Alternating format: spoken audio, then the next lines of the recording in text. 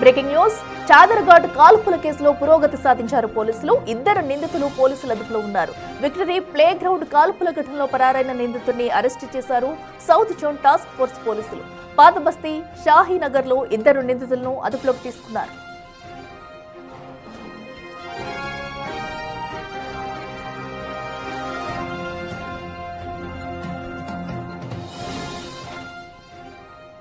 Victory ground లో కాల్పులకు తెగబడ్డ వారిని అయితే పోలీసులు అదుపులోకి తీసుకున్నారు. ప్రస్తుతం ఇద్దరు నిందితులు కూడా పోలీసుల అదుపులో ఉన్నట్టు తెలుస్తుంది. ఏదైతే అటు దొంగతనానికి వచ్చిన వారిపై కూడా అటు డీసీపీ చైతన్య ఇరువురి మధ్య కూడా కాల్పుల ఘటన చోటు చేసుకుంది. దీంతో అటు ఒక దొంగని కూడా హాస్పిటల్లో పెట్టి చికిత్స అయితే అందించారు. మరో పక్కన డీసీపీ కూడా తీవ్ర గాయాలు కావడంతో చికిత్స అందించారు. సో ప్రస్తుతం ఈ ఘటనకు సంబంధించి నిందితులను అయితే అదుపులోకి తీసుకున్నట్టయితే పోలీసులు తెలిపారు. సో అసలు వీరు కాల్పులకి తెగబడ్డానికి గల కారణాలు ఏంటనేది కూడా తెలియరావాల్సింది.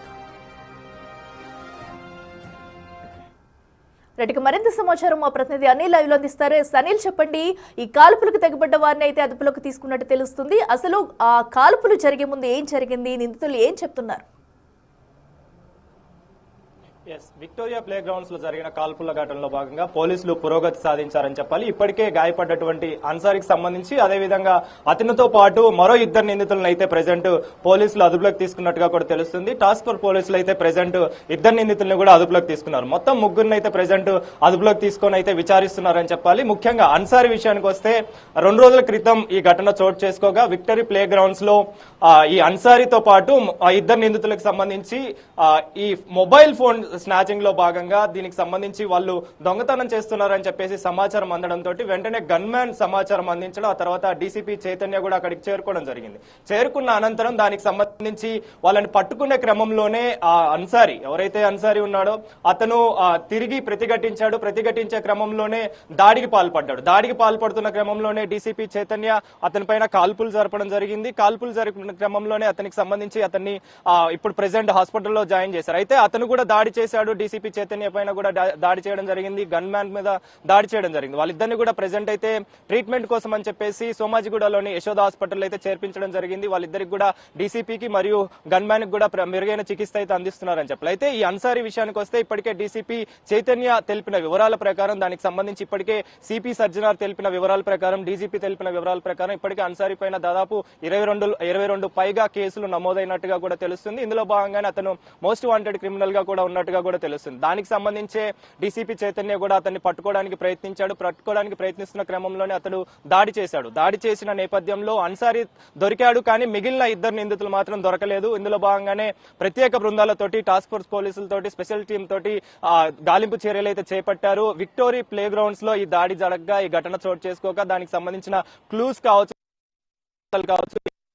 సేకరించి దర్యాప్తు ముమ్మరం చేయడం జరిగింది. కాల్పుల్లో భాగంగా గాయపడ్డటువంటి అన్సారీకి సంబంధించి కావచ్చు అతని దగ్గర నుంచి సేకరించిన ఆధారాలతో ప్రెజెంట్ అయితే మరో ఇద్దరు నిందితులను అయితే అదుపులోకి తీసుకున్నట్టుగా కూడా తెలుస్తుంది. మొత్తం 3 నిందితులు ప్రెజెంట్ అయితే పోలీసులు పురోగతి సాధించారు. దీనికి సంబంధించి రేపైనా లేదా ఎల్లుండైనా దీనికి సంబంధించిన ప్రెస్ మీట్ కూడా పెట్టే అవకాశం ఉంటుంది. మీడియా సమావేశం కూడా ఏర్పాటు చేసే అవకాశం ఉంటుంది. మొత్తానికైతే ఇప్పటి వరకు కూడా జరిగిన ఘటనకు సంబంధించి పోలీసులు ఈ కేసుని ఛేదించారని చెప్పాలి. ముఖ్యంగా డీసీపీ చైతన్య పైన దాడికి పాల్పడ్డటువంటి అన్సారీకి సంబంధించి కావచ్చు, అదేవిధంగా ఇద్దరు నిందితులకు సంబంధించి కూడా ఇద్దరు నిందితులు ఎటుగా పారిపోయారు అనే క్లూస్ కూడా సేకరించడం జరిగింది. సీసీటీవీ ఫుటేజ్ ఆధారంగా అదేవిధంగా ఇద్దరు నిందితులకు సంబంధించిన వివరాలన్నీ కూడా సేకరించిన అనంతరం టాస్క్ ఫోర్స్ పోలీసులు అయితే తనిఖీలు చేయడం జరిగింది.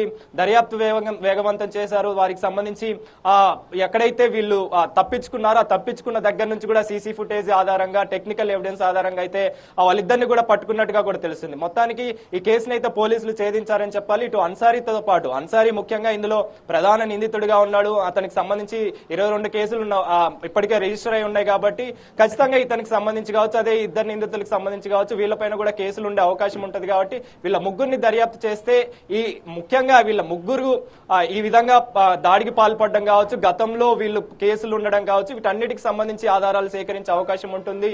ఇందులో భాగంగానే ముఖ్యంగా పోలీసుల పైన దాడికి తెగపడ్డాన్ని ఇప్పటికే సిపి సజ్జనార్ కావచ్చు, డీజీ డీజీపీ శివధర్ రెడ్డి గారు వీళ్ళందరూ కూడా సీరియస్ గా ఖండించారని చెప్పాలి. సీరియస్ అయ్యారు కాబట్టి ఖచ్చితంగా ఈ కేసుని ఛాలెంజింగ్ గా తీసుకొని వాళ్ళపైన ఖచ్చితంగా పట్టుకుంటామని చెప్పేసి కూడా చెప్పడం జరిగింది. ఇందులో భాగంగానే సిపి సజ్జనార్ డీజీపీ కూడా హాస్పిటల్ కి వెళ్లారు. వాళ్ళిద్దరిని కూడా పరామర్శించారు. గన్ మ్యాన్ ని అదేవిధంగా డీసీపీ చైతన్యని కూడా పరామర్శించడం జరిగింది.